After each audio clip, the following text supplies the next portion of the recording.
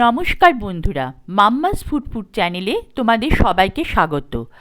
আজকে আমি চলে এসেছি ডিমের একটা মজাদার রেসিপি নিয়ে। জানতে হলে পুরোটা দেখতে থাকো।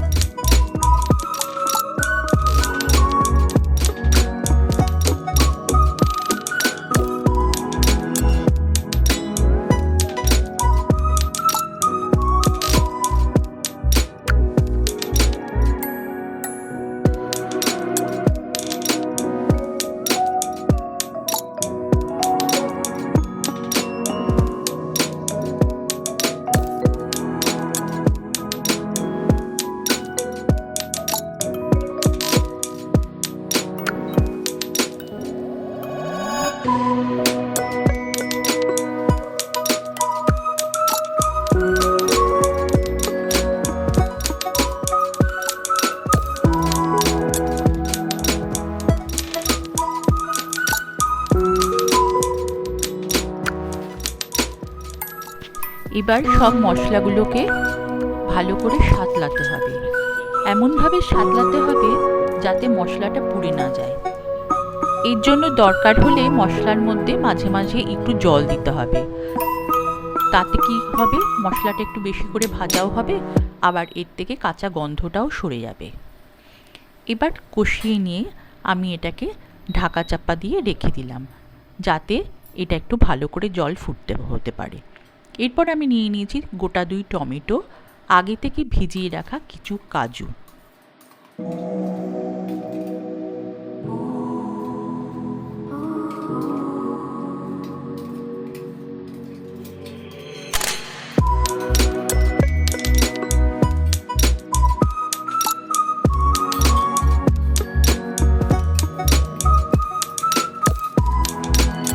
কাজু টমেটোর পেস্টটা আমি এবার জলের সাথে মিশিয়ে আমি প্যানের মধ্যে দিয়ে দিচ্ছি। আর বাটি ধোয়া জলটা মশলাগুলো একটু লেগেছিল, সেগুলো জল দিয়ে ধুয়ে দিয়েছি। এবার এটাকে খুব ভালো করে কষাতে হবে, যাতে এর থেকে খুব ভালো করে তেলটা ছাড়ে। দরকার পড়লে এর মধ্যে একটুখানি থেকে জলটাও আমি মিশিয়ে নিচ্ছি। আপনারা দেখবেন কতটা জল লাগে আর কে কতটা গ্রেভি খাবে, সেই বুঝে আপনারা জলটা দেবেন, আর মশলাটাও সে কিন্তু সেই বুঝে দেবেন।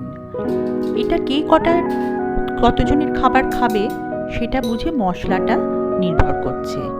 আমি এখানে 3 জনের মতো করছি, তাই মশলাটা 3 জনের মতনই আমি নিয়েছি। মশলাটা দিয়ে দিয়েছি। এবার ইন্ডাকশনের ফ্লেমটাও কিন্তু আমি খুব আস্তে করে দিয়েছি। একবার বাড়াচ্ছি, একবার কমাচ্ছি। এইভাবে বাড়ানো কমানো করতে করতে মশলাটাকে সাঁতলাতে হবে। দিয়ে দিলাম অল্প একটুখানি চিনি। আমি 1 চামচের মতোই চিনি দিলাম, কারণ বেশি চিনি দিলে রান্নাটা আবার বেশি মিষ্টি মিষ্টি হয়ে যাবে। এরপর স্বাদ অনুযায়ী লবণ দিয়ে দেব। লবণটা আপনারা আবার বেশি দেবেন না। যদি কেউ রুটি বা পরোটার সাথে খেতে চান তাহলে কিন্তু আবার লবণটা বেশি হয়ে গেলে তখন কিন্তু খেতে মোটেও ভালো লাগবে না। মশলাটাকে এবার নাড়াচাড়া করতে করতে আমি ইন্ডাকশনের ফ্লেমটাকে বাড়ানো কমানো করতে করতে ওটাকে আমি সাঁতলাচ্ছি। কেন, একবারে যদি আমি বেশি তাপে যদি মশলাটাকে সাঁতলাই তাহলে কিন্তু মশলাটা পুড়ে যেতে পারে, আবার কম আঁচে দিলেও কিন্তু ভালো হবে না। তাই আপনারা টেম্পারেচারটা দেখে করতে পারেন। আমি এখানে ইন্ডাকশনে রান্না করছি, আপনারা ইচ্ছা করলে গ্যাসেও করতে পারেন। এখন আমি এর মধ্যে খানিকটা জল দিয়ে দিচ্ছি। আমার মশলাটা প্রায় কষানো হয়ে গেছে। এবার আমি খানিকটা জল দিয়ে দিচ্ছি। জলটা পরিমাণ মতনই দেব, যাতে মশলাটা ভালোভাবে সিদ্ধ হয়ে যায়। আর আমার যে 3 জনের জন্য যে গ্রেভিটা করব সেটা যেন একটুখানি ভালোভাবে হয়। গ্রেভিটাও একটুখানি ঘন হলো, মাখা মাখা হলো, তাহলে খেতে বেশ ভালো লাগবে। আর ওই যে আপনারা দেখতে পাচ্ছেন আমার খুড়ো আর খুড়িমা ওদিকে বসে আছে, তারা দেখছে আমার রান্নাটা কেমন হচ্ছে। এবার আমি এটাকে ঢাকা দিয়ে দিলাম। এটাকে এবার সেদ্ধ হতে দিই খানিকক্ষণ, তারপর আস্তে আস্তে সেদ্ধ হলে একবার ঢাকাটা খুলে দেখব। ওই যে খুড়ো আর খুড়িমা কিন্তু দেখছে আমি কেমন রান্না করছি। দেখো তোমরা, বাহ, বেশ তো ঘন হয়ে এসেছে, খুব সুন্দর লাগছে, কালারটা কিন্তু দারুণ এসেছে। কি তাই না বলুন? খুব ভালো এসছে কালারটা। রান্নাটা প্রায় শেষের মুখে। এবার আমি ডিমটাকে একটা গ্লাসের মধ্যে নিয়েছি। ডিমটাকে খুব সাবধানে ঢালবেন, যাতে কিন্তু কুসুমটা ভেঙে না যায়। কুসুম ভেঙে গেলেই কেল্লা ফতে। খুব সাবধানে আমি ডিমটাকে ঢেলে দিয়েছি। আমি 3 জনের মতো করছি, তাই আমি 3টে ডিম নিয়েছি।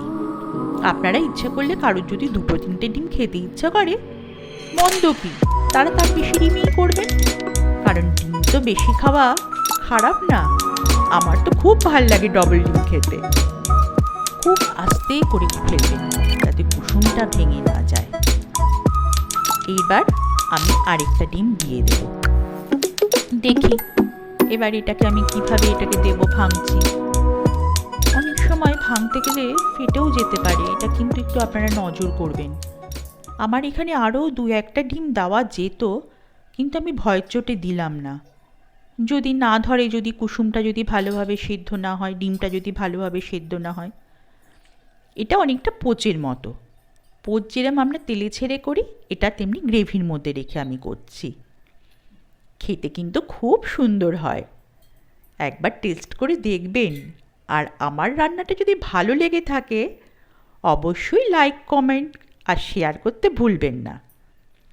ডিমের পোচটাকে দিয়ে দিয়ে আমি এবার এটাকে চাপা দিয়ে দিলাম, আর ওপর থেকে একটুখানি নুন আর স্বাদ মতো গোলমরিচ দিয়ে দেব।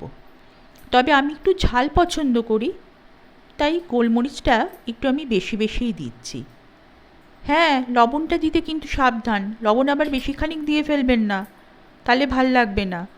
আর স্বাদ অনুযায়ী গোলমরিচটা দেবেন। গোলমরিচটা বেশি হলে তো খারাপ লাগবে না, আর গোলমরিচটা খাওয়াও ভালো। আমি একটু বেশি করেই গোলমরিচটা দিচ্ছি। খুড়িমা, তাকিয়ে তাকিয়ে দেখো কিরম রান্না করছি, আবার বকাঝকা করো না। আমার রান্নাটা শেষ হয়ে এসছে, এই তো পোচটা প্রায় জমে গেছে, আপনারাও নিশ্চয়ই দেখতে পাচ্ছেন। এবার আমি ইন্ডাকশানটাকে পজ করে দিচ্ছি, দিয়ে একটু গার্নিশিং করে নিচ্ছি। আপনারা যেরম খুশি সেরম গার্নিশিং করতে পারেন। উপর থেকে যদি একটু ধনেপাতা ছড়িয়ে দিতে ইচ্ছা করে তাও দিতে পারেন, তবে সব কিছুতে আমি ধনেপাতা পুদিনা পাতা আমার ঠিক পছন্দ হয় না, যেটাই যা। আমি একটুখানি তাই কাঁচা লঙ্কা চিড়ে এর ওপর দিয়ে দিচ্ছি।